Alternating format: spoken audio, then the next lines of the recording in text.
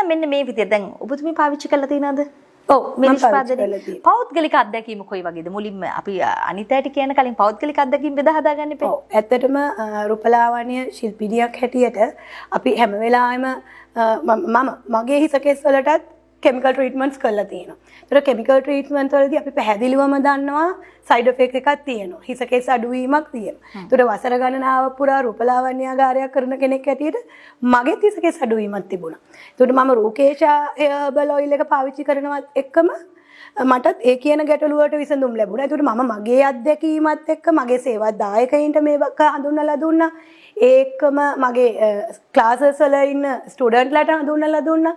ඒ සියලු දේත් එක්ක දැන් ඒ අයගෙන් ලැබෙන ප්‍රතිචාරات එක්ක ඇත්තටම රූකේෂා හර්බල් හෙයා ඔයිල් එක කියලා කියන්නේ සාර්ථක ප්‍රතිඵල ලබා ගන්න පුළුවන් හොඳ හෙයා ඔයිල් එකක් හැටියට මට බය නැතුව කියන්නට පුළුවන් විශ්වාසයෙන් කියන්නට පුළුවන්.